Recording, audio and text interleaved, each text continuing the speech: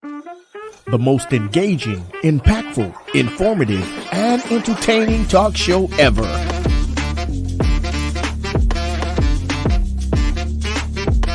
Get ready to hear the voices of many local, state, and national artists, musicians, comedians, pastors, athletes, and politicians. It's time for South Florida Live with Jeffrey Brown.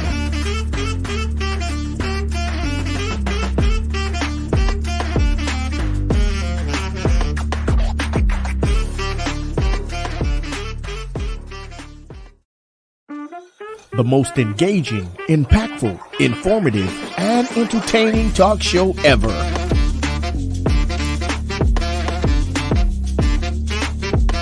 Get ready to hear the voices of many local, state, and national artists, musicians, comedians, pastors, athletes, and politicians.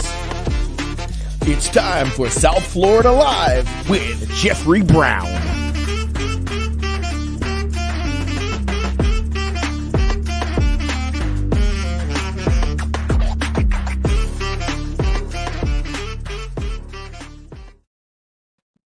All right, it's that time. It's that time. It's that time. You know what time it is. Let's talk finance with the one and only Lisa Rogers Cherry, and it's that time.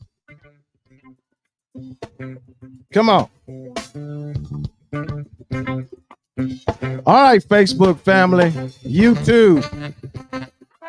Come on, let's go.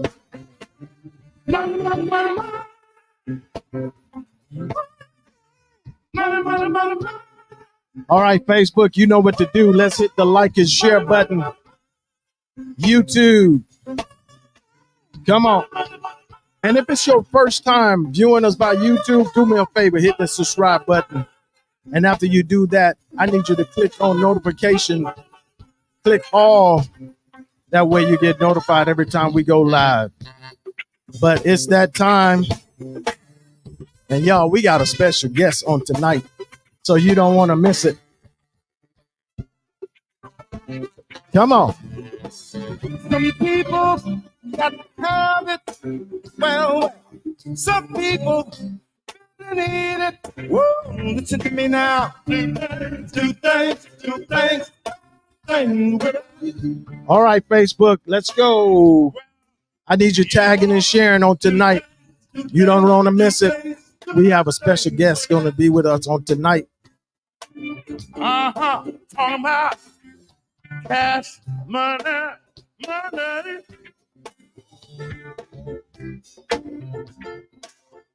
Talk about. All right, it's that time. We're going to bring on my sister. There she is, Lisa Rogers Cherry. How are you doing this evening? I'm doing well. I'm good. How was your day? Good to see you. Oh, it's always a pleasure to see you. Busy, but a good busy. Yes. Oh yeah. Oh, look at your shirt. Oh yeah. What's that? You didn't know?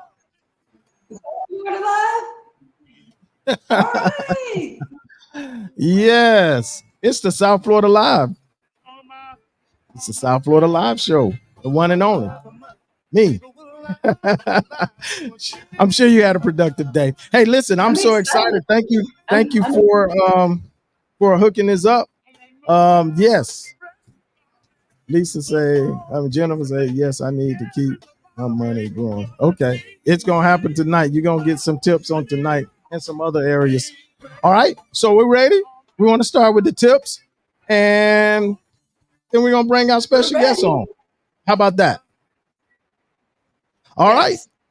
That'll yeah. work. Hit us. Knock us out with those tips that you had. Okay, last Friday we did Financial Tip Friday, and the tips were: number one, get ready, plan ahead, and decide who's going to be tailgating with you. Make sure you have a head count so you know exactly how many people you're expecting when you're going to a big game. You know who my team is, Jeff. We know who your team is. We're not going to fight about it, but we're supporting. Colors on. We're supporting the Dolphins tonight. Let's go Dolphins! Woo! Number How two, about them if the Cowboys? tailgating is going to be at your house, wait, what? Huh? What? You said that if the I think tailgate is you're gonna be wrong. where now? You said the tailgate. At your house.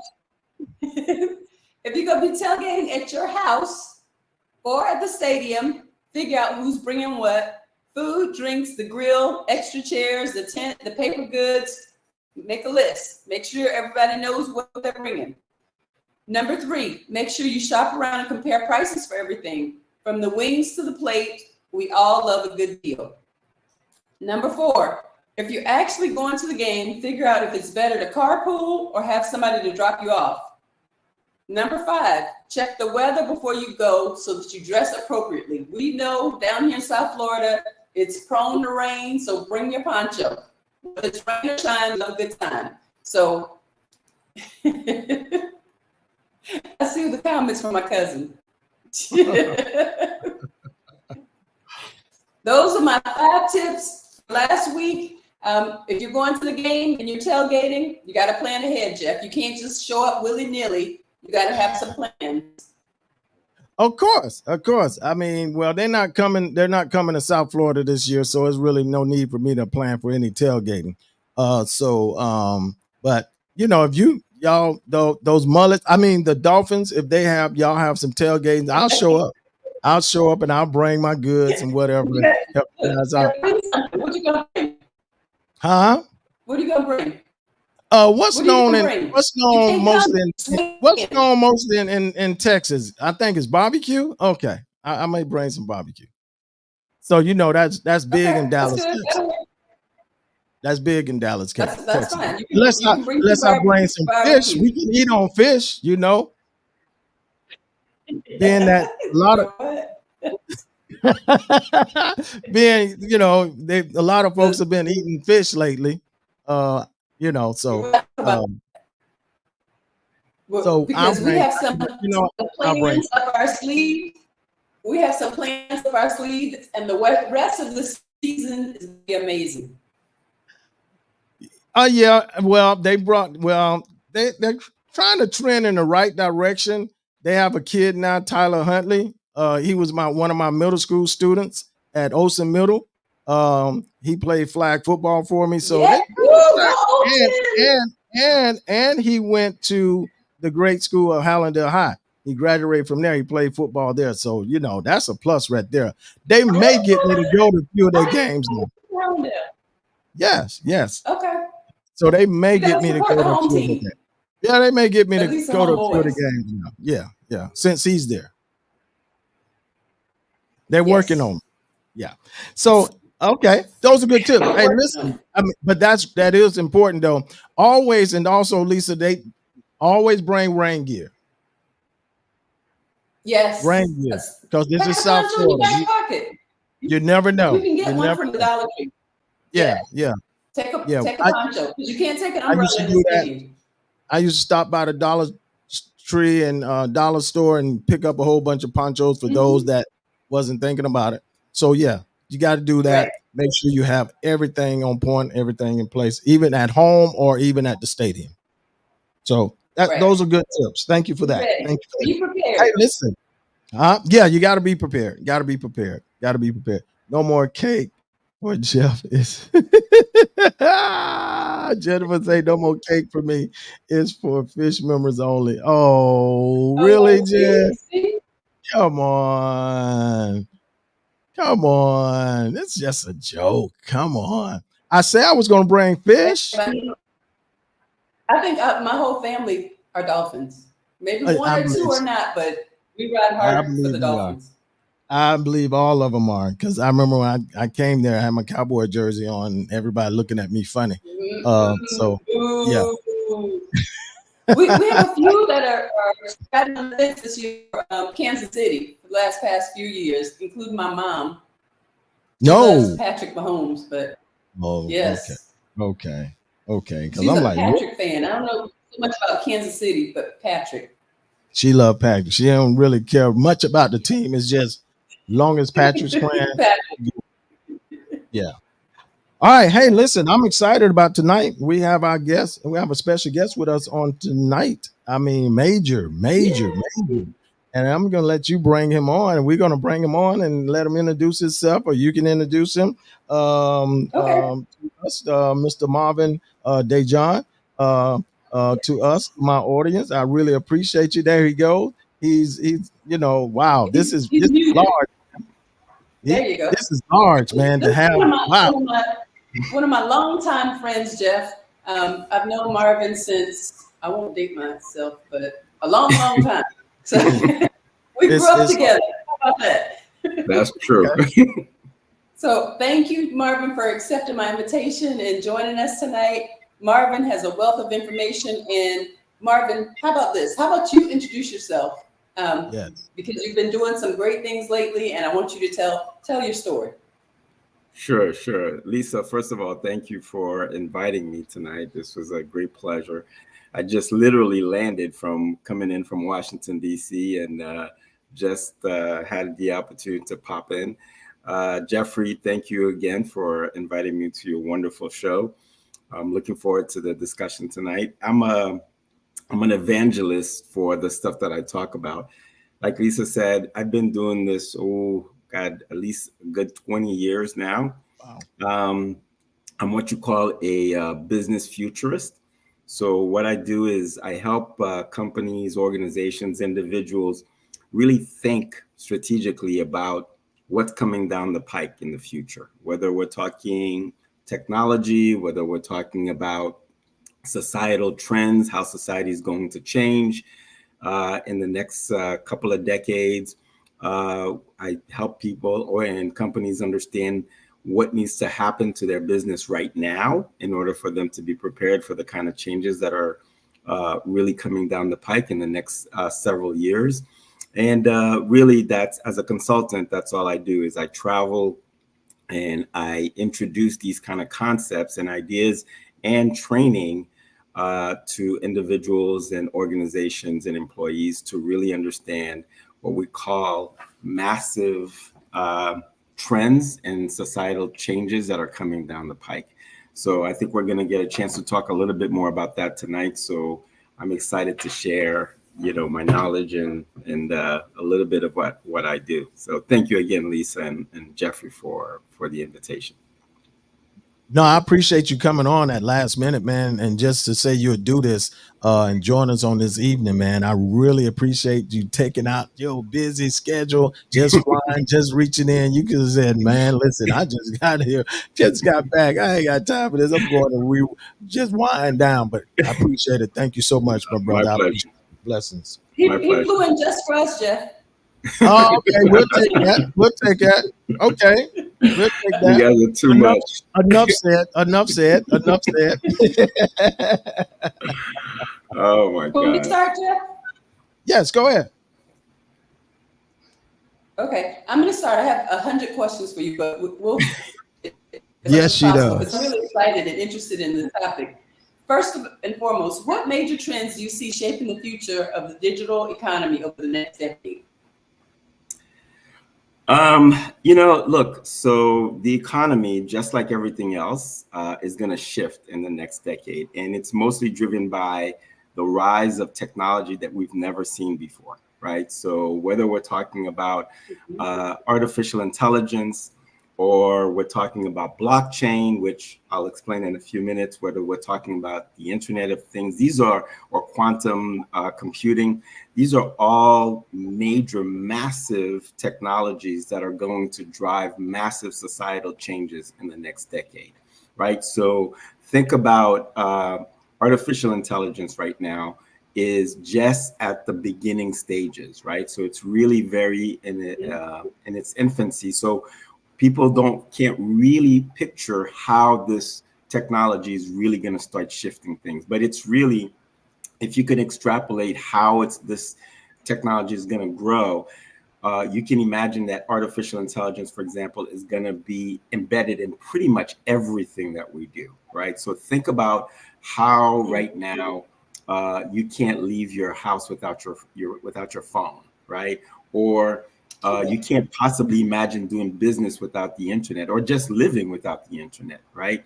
Artificial intelligence is going to be 10 times or 20 times even more than that, right? So it's going to be building on that foundation, but AI is just going to be literally embedded in everything you can think of, from your house to your phone to your car to your clothes. AI, having your own personal AI, is going to radically change the way we live as a species on the planet. So there's no getting around this AI. I've been There running is, from there is no, ChatGPT. there is no getting around AI. AI is going the same way that people, 30 years ago were saying, internet, what is that? Is it like something, you send emails? They really had no idea. So, and then today, try spending a day without the internet, right? It's almost quasi impossible for you, whether it's on your phone or Right. I mean, you can't even do you're business. constantly getting email messages and text messages and contacted. AI And is going to be even you worse. leave your phone, you're in trouble. AI is going to be 10 times more than that. It's going to be wrapped up in everything that we do. And it's really going to be, it's going to be a game changer in terms of how we live and how we do business and and as a society, period. Now I saw something. I'm gonna inject because that I was just hearing something the other day at during the Emmys, and they were talking about AI and how AI was affecting them in the movies in that Hollywood area where AI was infiltrating a lot of the movies, a lot of the actors and voices and whatever. Now Yeah. they have reached out, or they're doing something now to try and block that or Yeah. stop that, where they can't do it or serve it. Is that possible? I know technology is high scale, but I don't know if you've heard about it, but is it even possible to try and block them from now, AI from now, interfering with what we sent with the movies? So listen, the reason that AI is going to be impossible to stop is because of the capacity of this technology, what it's going to be able to do. So for example, you just talked about, in Hollywood right now, a lot of actors, a lot of writers, a lot of creatives are really afraid because they see the capacity. And like I said, AI is only at the infant stage, right? So if you can think about the early stages of the internet, when we had AOL, for example, right? It was like the dial-up and you had hyperlinks. That was very early stages internet. And people were excited, but the internet hadn't really reached its, zenith the way it is today. AI, if we were to compare AI today, think about AI at that level. That's how young AI is, and it's already showing its muscles, right? So you can imagine 5 years from now, 10 years from now, how AI is going to be able to do that. I literally was just reading earlier this week. I think it's Paramount just signed a deal with Sora, which is the AI for OpenAI that can literally do videos, very, very, like mind videos, right? So really now you're starting to see Hollywood starting to think, how can we start embedding this thing to replace the cost and the efficiency that we used to have to hire actors, hire writers, they're going to start decreasing their dependencies on these types of individuals and start replacing them with AI. And the biggest issue is that AI, once it starts doing that, it's going to be across any kind of business you can possibly think of. So people are going to be able to do a lot more with a lot less people. So yeah, and I think you mentioned that. Go ahead. I was going to say, Jennifer had a question, and my question is similar. What impact do you think it's going to have on the job industry? AI, replacing people, and will people be losing their jobs to technology? Yeah, so look, listen, it's almost similar to like the agrarian society is what I like to always talk about, right? So when that revolution happened, the industrial revolution happened, you saw massive amounts of people leaving farms, right? Because we'd been farmers in agrarian societies for thousands of years. And the Industrial Revolution literally shifted that, right? So people went into the cities, moved into cities, started working in factories. So, you saw the rise of mom and pop shops trying to keep up with the demand. But really, the Industrial Revolution just totally eradicated or disrupted a way of life that people had known for thousands of years. Well, the digital revolution is about to do the same thing. It's already started doing the same thing. So we're going to see what I like to call a creative destruction of jobs that we've known to do for thousands of years. I'll give you a simple example.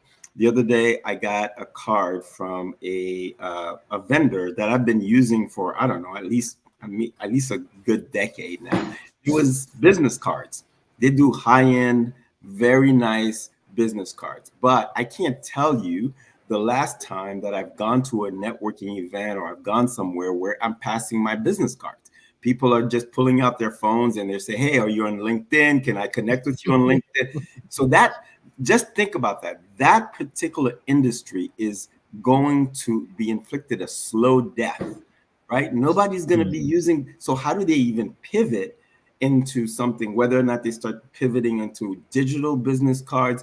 But even then, if you have the rise of your personal, what we call agents, right? Your AI agent on your phone, you won't even need to be scanning your phone anymore. You're going to be able to just press your phone with somebody else's phone, and those two AI agents just go ahead and absolutely, share your information with as many people as you want in that room in a matter of seconds, right? So just think about one industry, and that's just one industry that is going to be impacted by the technology.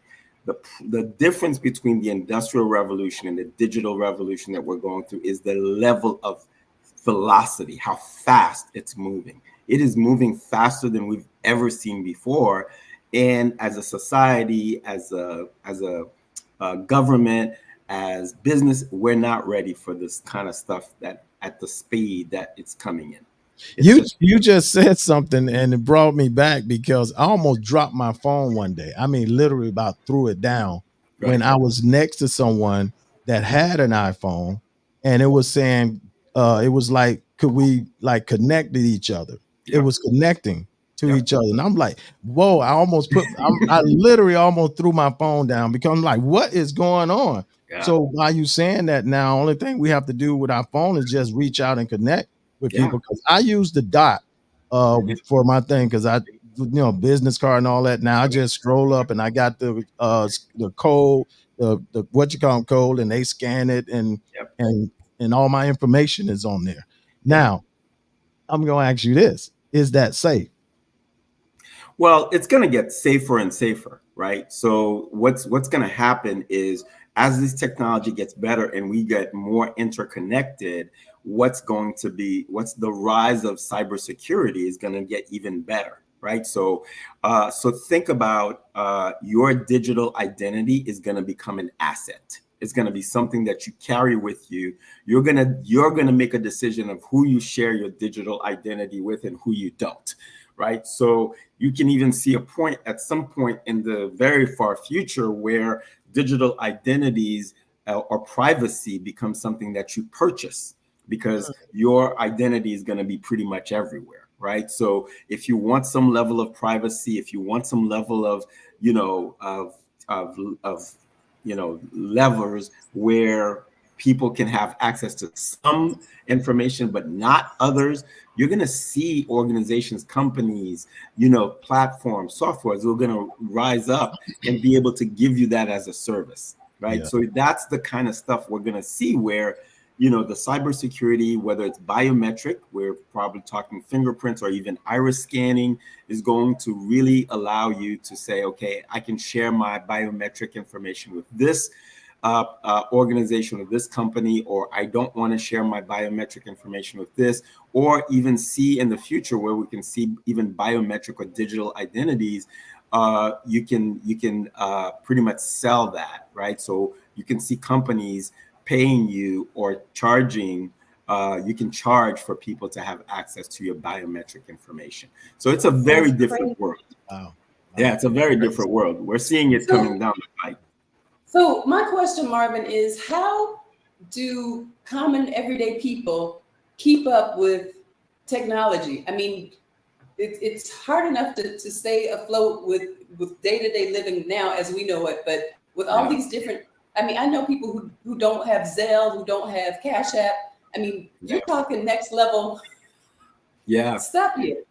Yeah, it's gonna be interesting because that's the thing. Like, look, even I'm in the field, and I'm telling you, I can barely keep up. I mean, I'm drinking out of a fire hose every day. There's something new, and that's what I was saying earlier is how fast this thing is coming, and people, like you said, we're so busy, caught up in so many of our daily living. We're so busy, caught up in just trying to survive that we don't even see the technologies that are rising, right? So something like something simple like, well, not simple, but something like blockchain, right? Blockchain is what we call the underlying platform, the underlying, think of the internet that allows us to do websites, emails, all sorts of e-commerce stuff right now.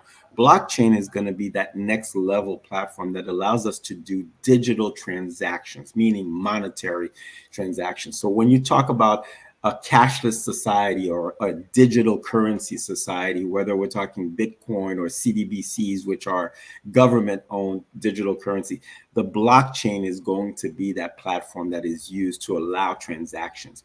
But it's going to be a platform that is 100 times faster than what we've ever seen before, right? So think about this. If you're doing a transaction right now, let's just say you're sending someone money or you're transferring money from one account to another, from one bank to another. Usually it takes about 3 or 4 days because it has to go through some kind of node that really verifies that your actual sender, that the person that you're sending to is the actual person. It takes at least 3 or 4 days before it even hits your account. In a blockchain, something like that is going to happen in a matter of seconds. But not only a matter of seconds, Wow. it's not just money, it's your digital identity and also your assets. So, for example, think about home ownership. If you own your home, that home ownership is going to live on the blockchain. So when you decide you want to sell your home, it's no longer going to be going through, say, the normal channel of a bank, or you can literally sell your home in the future. You'll be able to sell it in a matter of seconds. And the blockchain was going to identify your identity, the other person's identity, be able to identify that the person has the assets and the dollars to transfer, that the home belongs to you, that it's free and clear, and that you can transfer. And the minute that you do that transfer happens in the blockchain and it lives on the blockchain forever. So you literally will be able to sell any asset that you have, physical or digital, on the blockchain in a matter of seconds. So Martin, how much time do we have? How much time do we have to get ready? I mean, this sounds like it's already here. It's already here. Yeah, they've already started. Banks are already working with blockchain. We're starting to see certain things happening on the blockchain. Look, I would say within the next decade or so, we're going to see a completely different economy, a different society.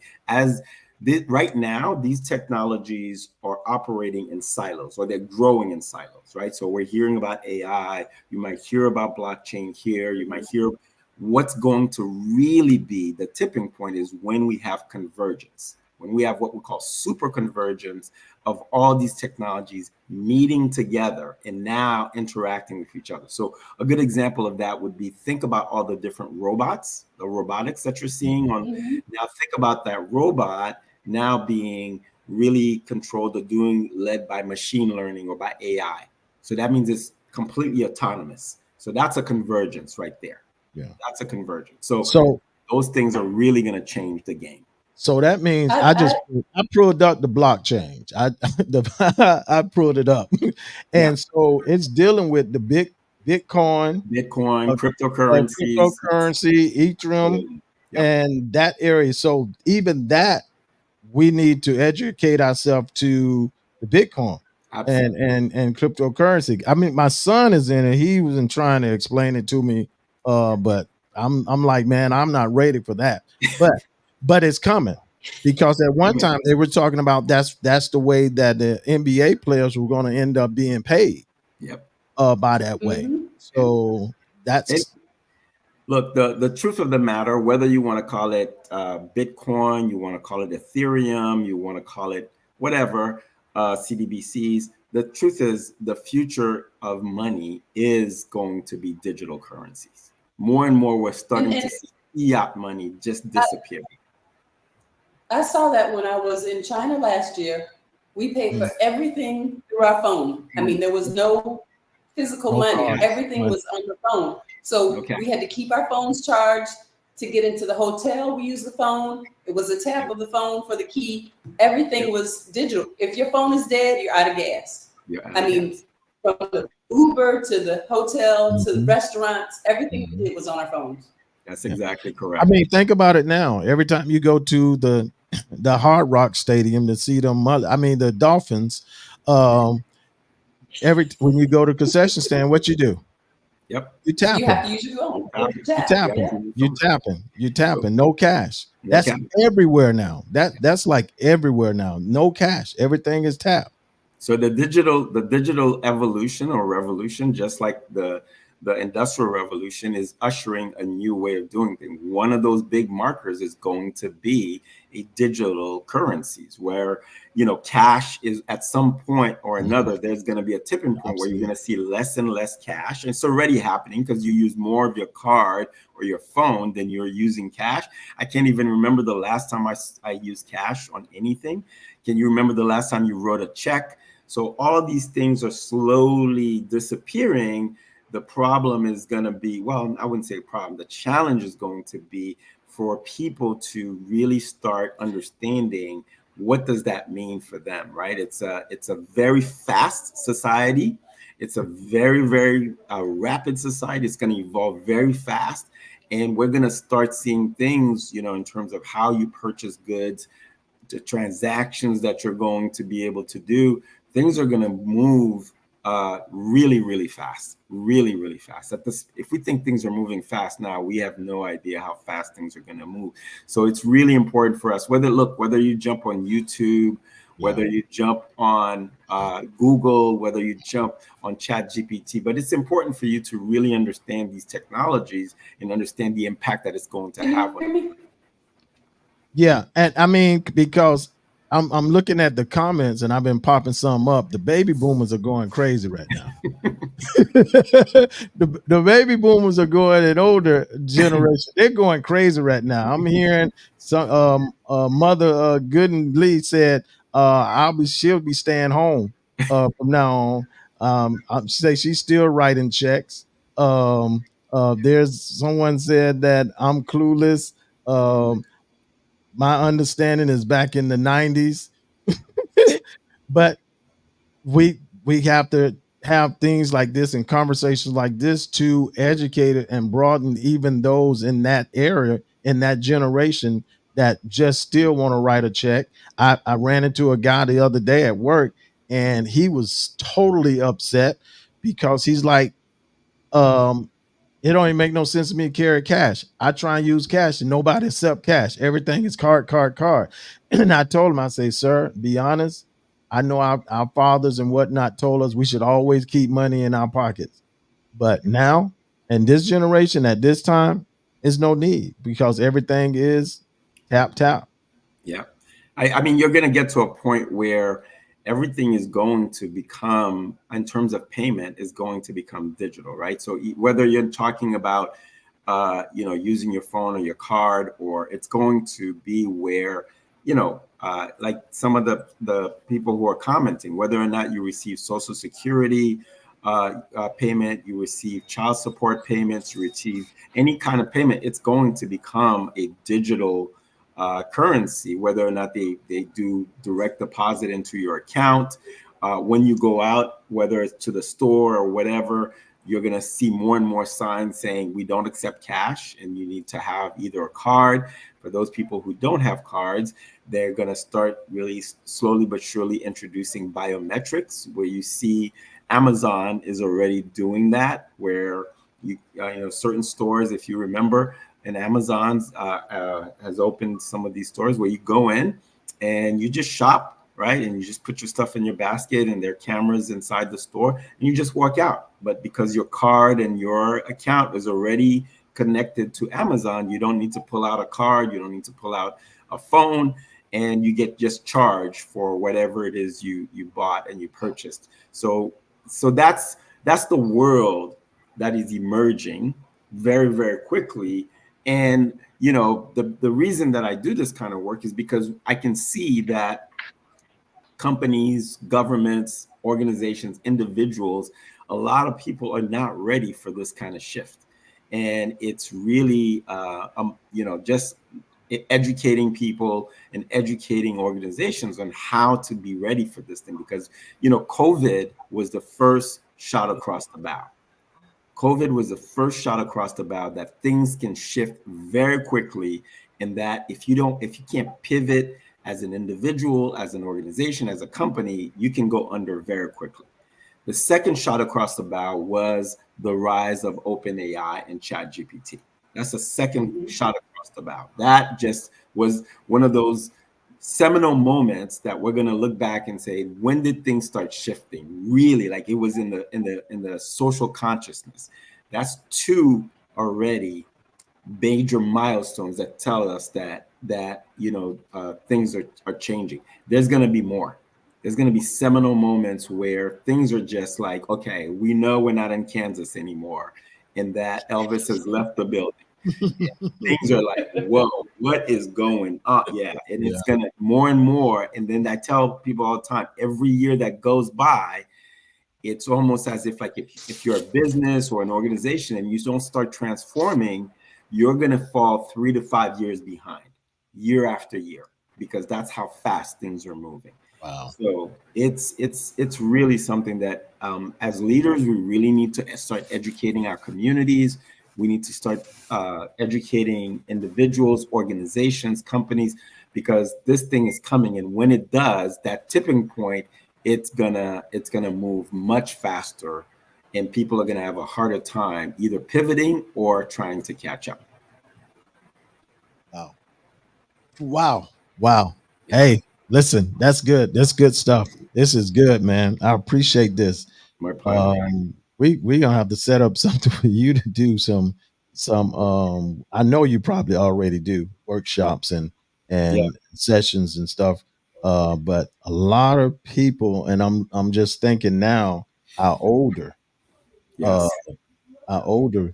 Generation, our seniors, Yep. they need to hear this. They need to prepare this unless they have someone that's close to them who can help them out. In what you said, about 4 years now. Yeah. 4 years. Yeah, I mean, but every year you fail to transform, you're falling about 3 to 5 years behind. Yeah, every year it's gonna be real tough. It's gonna get tougher and tougher. Absolutely. I have one more quick question, Jeff, for Marvin. What would you say that the day in the life of someone using all these new technologies is going to look like for us, regular common folk? Yeah, I mean, look, it's gonna be, you know, like I said, a very different world. So you're starting to see the emergence of the contours of this new society. So think about someone who wakes up, let's say you have a job. Most of your job could be probably done in a hybrid way, right? You're probably not even going to go into an office, or you could live in one part of the country and your job is halfway across the world. And you're jumping in either on AR, VR, and interacting with your colleagues and getting the work done. You're going to be probably, a lot of people may not necessarily have full-time jobs. They'll be part of teams that companies assemble just to do a project. And then once that project is done, it disassembles. So you're going to probably live on some kind of dashboard where companies are going to be able to say, I'm looking for someone with this particular skill set. And the better you are at your skill set. So if you do a project and you did really well in that project, they rate you and you're going to go higher up on that board. And more companies may reach out to you in order for you to be part of a project. And they're going to pay you, top dollars based on your skill set. So the better you get at some skills, the more you're going to be, people are going to come looking for you. And then what we're going to see is a complete shift on how things used to be. So meaning your assets are going to be portable. So not only your digital asset, not only your skill set, but you're going to be able to carry your insurance, for example, with you. So you don't need to necessarily work for a company to have insurance policies anymore, or health insurance. You're going to be able to carry that with you from place to place. So all of these things or like I said, as the technology gets better and make things what we call the world much more efficient and faster, we're going to lose certain things about our society, and even I'd like to say even our humanity, to becoming a much more efficient and much faster society. So you can see this just so tell me this. Yes. Do you think they're going to do the implanting of the chips? They've been talking about that for years and years, that they're going to implant chips into human beings. So again, I think one of the things that we, and this is why these kind of conversations need to happen, because what's happening is so many things are happening all at the same time that people can't see sometimes the bigger picture of what's happening. It's almost we're being corralled into one potential way of things happening, right? And we need to be very careful about that, because when you have these kind of technologies being controlled by specific corporations, large corporations, that our lives dependent on those things, or certain governments and an alliance with these corporations, and then pretty much you find yourself where you have no other alternative, right? You have no, like when you go into a store and they say, we don't accept cash, now you don't have an alternative. You can't go somewhere and say, okay, well, let me go find some, more and more places, as they stop accepting cash, then you have nowhere to go. So, the idea that now with 8 billion people and the humanity moving from 8 billion to possibly 10 billion people, you're going to start seeing governments and more governments. And you see it in China, where, more and more governments are going to play around with the idea that the only way to keep ourselves safe is to have biometric information on everybody. And once you have biometric information, you can see it now, slowly but surely. Like, for example, when you go to the airport, there's Clear, where your iris scans are being done.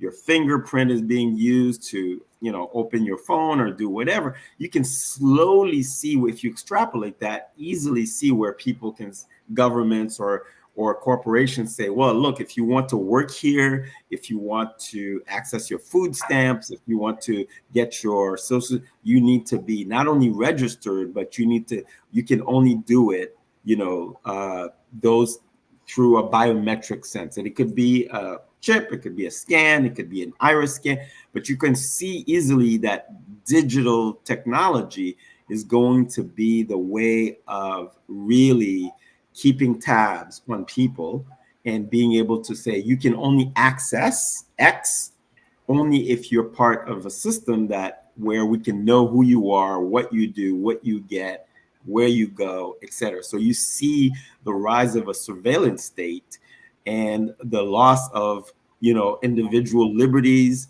and way of life. So that's why, as a community, if we're not having these kind of conversations, it's going to blindside us, right? It's going to totally blindside us that these technologies are great. They're fun. They do a lot of stuff, but they also it's a double-edged sword. There's this loss of privacy. There's this loss of individual liberties that can easily come with these things.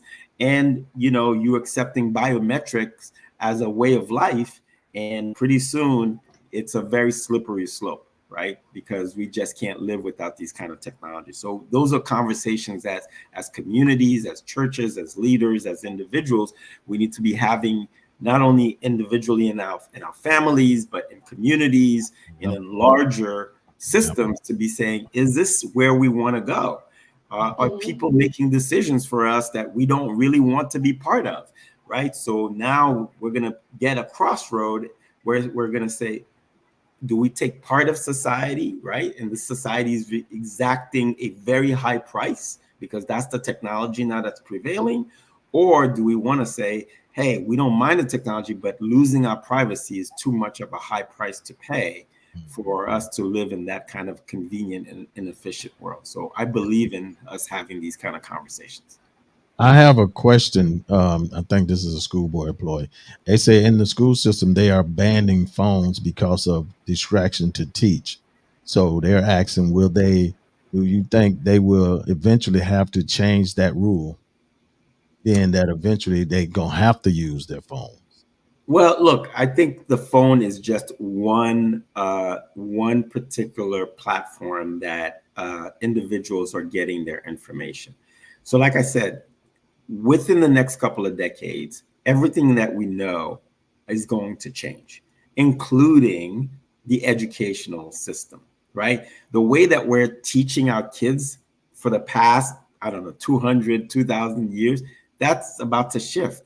Because look, if you say to a child, look, I want you to tell me, the Pythagoras theorem on finding, the hypotenuse. Look, at some point, the child is not going to need to know that information because his own agent AI will be able to help him get that information. So this child who may be 5 or even 6 years old will have access to information that took this teacher years to learn. He or she's going to have access to that in a matter of seconds. So really, the idea that you're transferring knowledge to a child in order for them to be able to learn how to do things, that's going to be gone in the next couple of decades. The child doesn't need that kind of teaching. What the child is going to need is, what do I do with this information? How do I collaborate with others with this information? How do I strategically think with this information and create something new with it, right? So for the days of human beings having to retain all this information in order to be able to, have a skill set or be able to do things, that's where these kind of AI or even other types of machine learning are going to be able to gather what we call the collective learning or the collective intelligence of humanity. And you don't need to have access to it. You have access to it anytime, anywhere. So the question for you now is, how do I start thinking, right? How do I raise my level of strategic thinking, my collaboration, my empathy with other human beings to create new things? Because information is going to be accessible to me anywhere.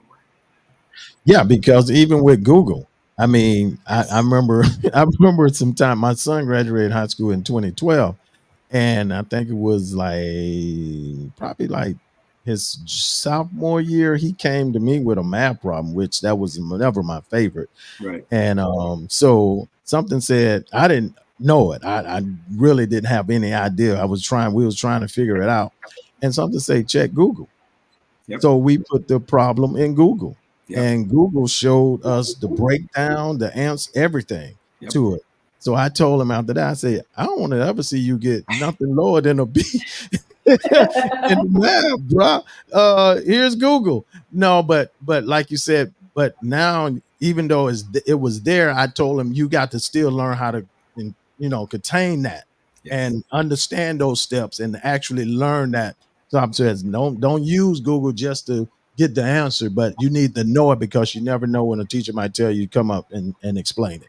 So well, it's the same thing with ChatGPT. Just came out with their new version called Strawberry just a couple of weeks ago. But a Strawberry is a much more logical interface than ChatGPT 3.5 and 4.0 or 4.0.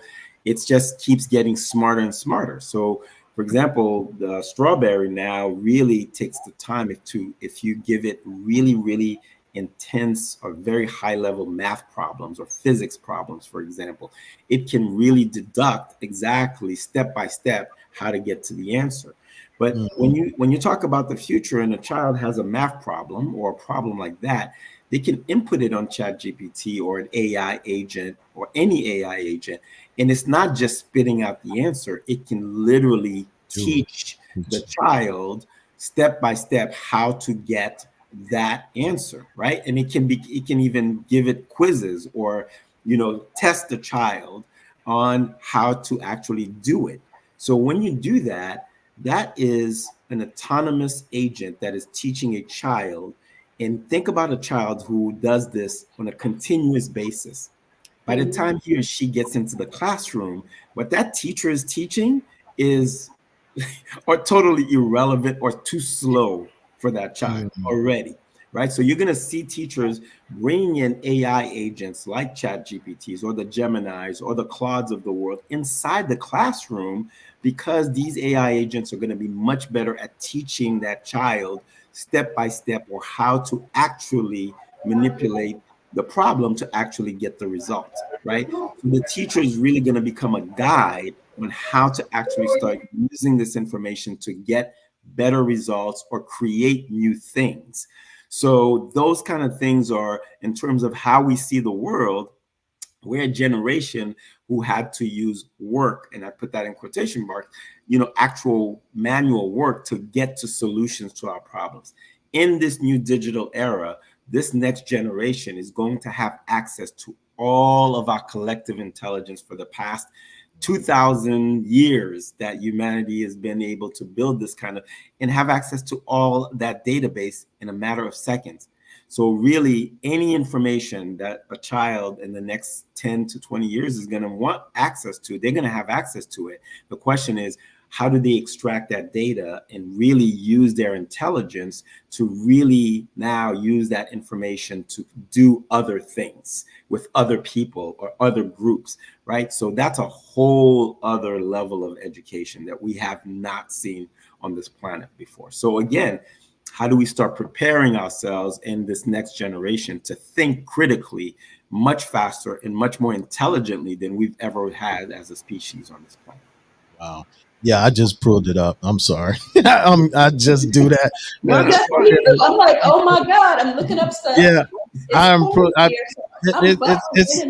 it's strawberry. This strawberry tech is something serious. It's very endowed with AI, and it's crazy how fast this stuff is moving, right? Because people are still thinking ChatGPT or ChatGPT 3.0. They're already at strawberry, and really ultimately where all these AI companies like OpenAI and Gemini and Microsoft are going is they want to get to what they call artificial general intelligence, right? It's AGI, and AGI is the AI that can really think on its own.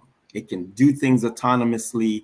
You train it, but it's going to be pretty much autonomous and be able to do what it's commanded, but it's going to have a subjective, but it's not going to need human input to actually get things done. So again, we're moving at the speed of light here towards a future that's hurling towards us. And so many of us in our communities are just unaware of how fast this stuff is moving. And it's going to have an impact on us. It's going to have an impact on our children. It's going to have an impact on society as a whole, completely top to bottom, in reshaping society. Well, thank you for scaring the bejesus out of us. And, I get that often. I get that often. Oh my God. I mean, I've heard little tidbits, and I'm like, okay, I see the people, you have the self-checkouts already, and, different little things are sliding into place, and they're replacing people and taking away jobs. More and more jobs are being replaced. I'm seeing like automatic, the robots in hospitals delivering pills to patients. Yep. So the restaurants too. Restaurants. I saw it in a restaurant too. So ready or not, my mom said ready or not, it's coming. So we may as well get ready for it. And Mark, you are amazing. I mean, this is a lot of information we need to know. We need to prepare. So Jeff, with your permission, I'd like to ask to have Marvin back again. Y'all keep going if you want to. Ask a few more. I can't go no more. I need to take we can only digest so much, huh? Oh, you guys. I only imagine what my mom's thinking. If I'm here, I'm like, oh my God. So yeah, I mean, but look, you can see it's happening slowly, right? Like think about SunPass, for example. Mm-hmm. I remember when I first came to Florida, you had to literally, when you were going down the highway, you had to stop and give an attendant money, right. And, you could like get right.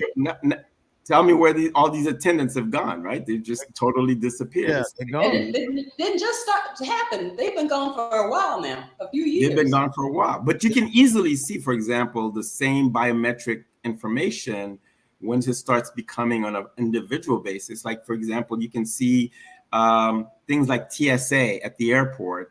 where there's a complete no need for individuals, because the AI or the technology is going to be able to scan you, be able to see what you're carrying, and be able to, and it's a free, and of course it's going to be like, oh, look, this frees people from this congestion of having to wait in a queue, and you just free flow. But again, it's very convenient, but it's a double-edged sword. What privacy are we giving up That part. just to have that kind of convenience? And so you have to really think very thoroughly about these kind of changes and say, look, it's on one hand, it's very convenient, this phone of ours, that we carry everywhere.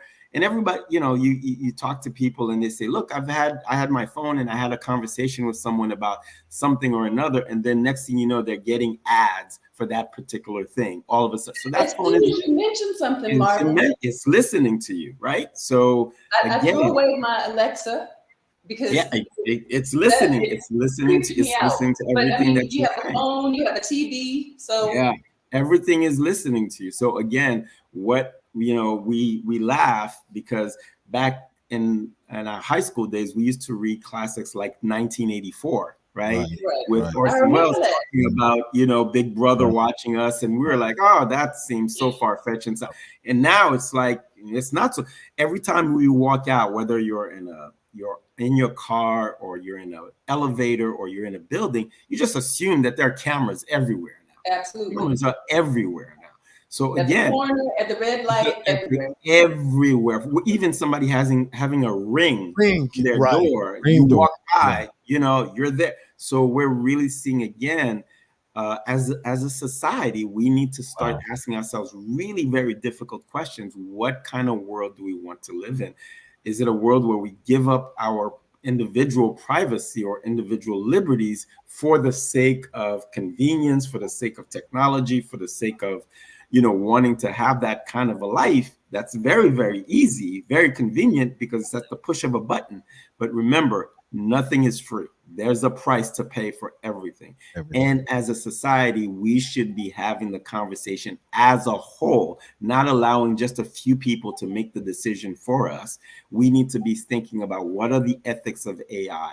How is AI biased towards people of color, communities of color? What is this data being trained on, right? So what is this AI being trained on? So, it's like, it's becoming a very, very big reality, but it comes with a lot of questions that as a community, if we're not busy asking, we're going to be on the tail end and the train has left the building and we won't have any say-so of how this society is being constructed. Yeah. I mean, wow. Okay. So we got to wrap it up. I don't know. Is he available next Thursday, 7? I don't know. I know your schedule is tight. We bring you back whenever. But yeah, we'll like to bring you back. I'm more than happy to come back and continue to have this. He's a client. He's wanted all across the country. He just flew in from DC, so maybe he can pencil us in. Hey, listen, look with the technology nowadays, I could be in Timbuktu wherever. Right, there you go. Do wherever. We get you wherever you are. That's right. Hey, listen, Mr. Dejan, thank you so much, man, for taking out your busy schedule to join us on tonight and share this wealth of information that I gave a homework assignment. I told him to research blockchain and Strawberry Tech. So, research it. A lot of stuff you can research. You can go on Google and pull it up and ask, about the AI or what's the new tech or whatever. And it'll come up. But thank you, sir. I appreciate you so much. My pleasure. Thank you so much for having me. And like I said, more than happy to come back and talk about specific things or, specific topics. But the more that we talk about this as a community, the better prepared we'll be. I'm right now. It's the wheels are turning right now in my head of some things. I'm gonna get in contact with you. I'll get your information. I guess from Lisa, and we'll talk about some things because my heart is for my seniors. Yeah. And the way this thing is going, our seniors are gonna be lost. They're not gonna be able to handle some of this stuff. Yep. So I know I have a godmother that she's always trying to keep up with the new technology. She literally does. During COVID, she became a Zoom queen. So So yeah. They can learn But it. anyway, We just have to help them. They can learn it. yeah, and they'll do it. And right, she writes down all the notes and remember it all, and she ended up helping other people. So yeah, so we want to do that. So brother, thank you once again for joining us. Peace and blessings to you, man. Peace and blessings. Lisa, thank you as always. Love you You're so welcome. much. Good We'll to be see you. talking. Thank you. Go Dolphins. Woo! You heard the silence. I'm gonna get pushed, mute, get clicked off. There we go. That's what you get right there for the Dolphins. All right, thank you, baby. Love you. Love you too. Good night. Thank you all for tuning in. To my family and friends, everybody's listening. Thank you all so much. We appreciate you. Thank you, Jeff, for having us. Thank you. Hey, y'all, listen, you've been watching the South Florida Live podcast. And if you enjoyed this, I want you to please share this broadcast with someone and let them know, just inform them, encourage them, get them engaged in what's it's on the way. It's on the way. It's already here. This is just he just talked about a little small surface of it, but it's already here, y'all. If you are paying attention, it's already here because everything is cashless now. So it's on the way. So once again, thank you for viewing us. Thank you for being a part of this broadcast. I just ask you to just share with everybody, share, and let them know, and share this with them because we need to be educated, need to know what's coming down, and you'll be hearing more about this in the near future. So once again, y'all, thank you for joining me, being a part. Listen, next week, join me next week, Monday, Wednesday, and Thursday.